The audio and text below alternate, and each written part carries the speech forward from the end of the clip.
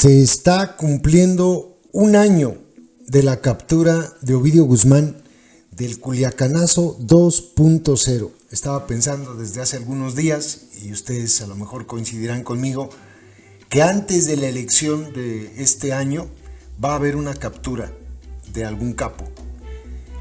No sé quién vaya a ser.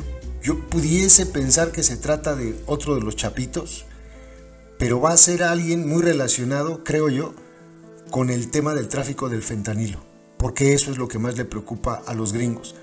Podría ser alguien del cártel de Sinaloa, podría ser alguien del cártel Jalisco, pero pienso que pudiera ser alguno de los hermanos de Ovidio, y creo que va a ocurrir. Bueno, pues con relación a esto, el día de hoy y mañana más bien en la mañana, madrugada, se cumple un año de la captura de Ovidio Guzmán. En la versión impresa de Río 12, Miguel Ángel Vega publicó un contenido que habla sobre qué es lo que ha pasado después de la captura de Ovidio, cómo ha sido el movimiento del fentanilo en este lugar donde, pues, según Estados Unidos y según todo pinta, pues se producía y se sigue produciendo un montón del fentanilo que se exporta a Estados Unidos. López dice que no. Fíjense lo que menciona el periodista Miguel Ángel Vega: captura de Ovidio un año después, no es muy largo. A un año del arresto de Ovidio Guzmán López el Ratón, las facciones criminales del cártel de Sinaloa hicieron una serie de modificaciones en su forma de operar.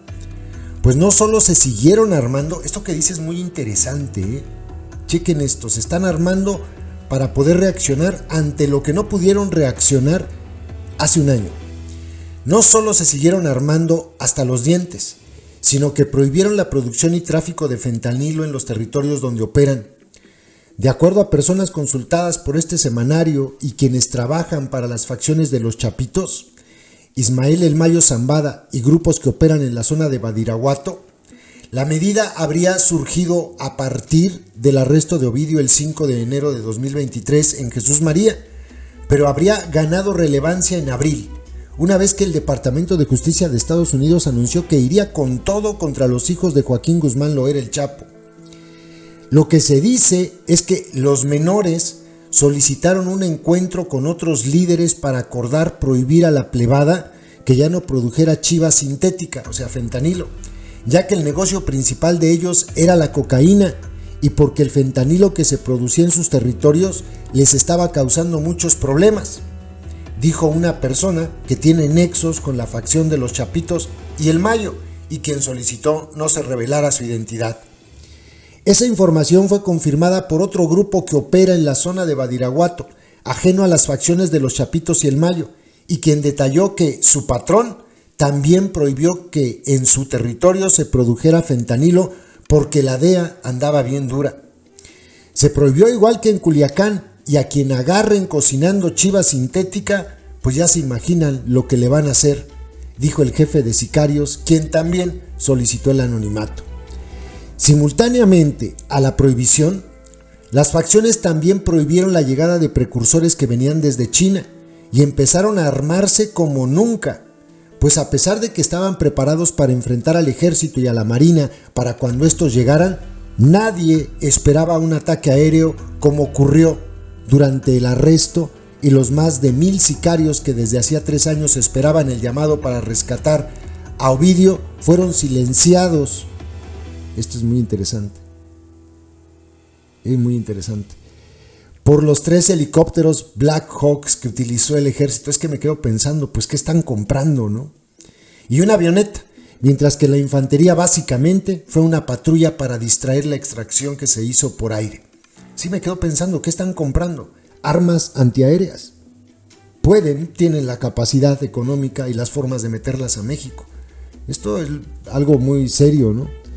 Hasta la fecha, según confirman fuentes oficiales, se desconoce el número exacto de sicarios que perdieron la vida o fueron desaparecidos al tratar de rescatar a Ovidio, pues la versión oficial de la Sedena sigue siendo de 19 delincuentes y 10 elementos castrenses muertos, aunque los lugareños de Jesús María siguen afirmando que fueron más que esos. Se habla de muchos, de más de 50, y también de más elementos del ejército.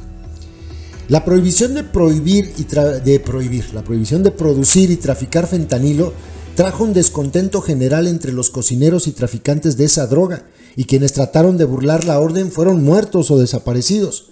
Un cocinero de fentanilo, quien pidió ser identificado con el nombre falso de Martín, dijo que el arresto de Ovidio atrasó a todo mundo. Según sus propias palabras, pues la prohibición hizo que mucha gente se quedara sin trabajo. La verdad, oiga, es que estuvo mal que ya no nos dejaran trabajar, porque uno de eso vive. ¿Ellos qué?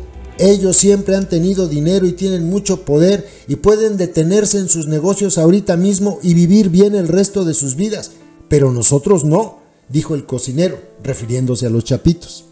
Según su testimonio, tenía desde 2019 cocinando fentanilo.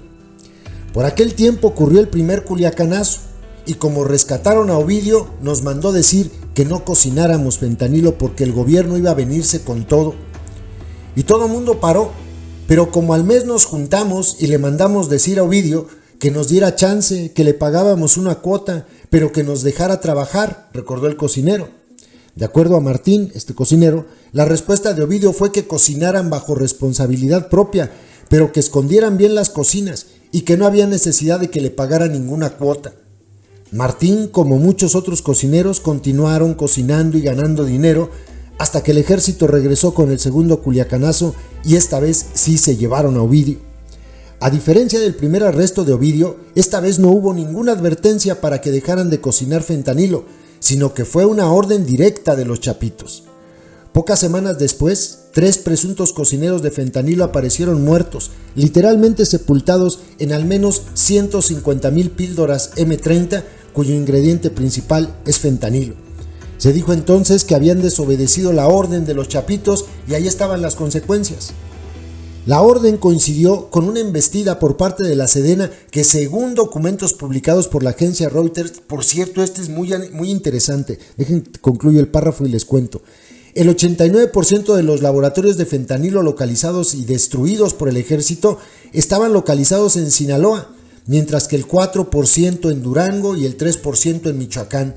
La orden, según analistas de seguridad, era producto de la presión de la DEA que estaba imponiendo al gobierno del presidente López. Ojo, esta publicación, esta nota que sacó Reuters hace unos días, dice que la gran mayoría de los laboratorios que supuestamente ha desarticulado, que ha encontrado el ejército y desmantelado completamente, que todos estaban vacíos, que ya eran laboratorios inservibles o que estaban en desuso, y que además eran laboratorios que ponían los propios delincuentes.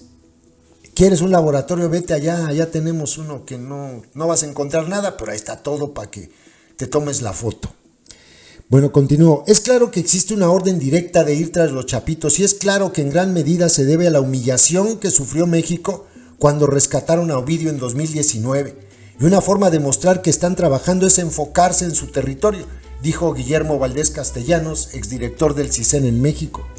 Según Martín, el cocinero, muchos de los laboratorios que eran localizados y destruidos por el ejército eran dedazos que las mismas facciones afiliadas al cártel de Sinaloa informaban para que destruyeran los laboratorios que no fueron clausurados por sus propios dueños. Esto es interesante. Aquellos que no acataron la orden, pues les pusieron el dedo, ahí hay un laboratorio. Entonces, entre los que encontraron y que estaban activos, pues la gran mayoría tuvo que haber sido por situaciones así, de dedazo, y los otros, pues estaban vacíos, no funcionaban, estaban ya sin operación desde hace mucho tiempo.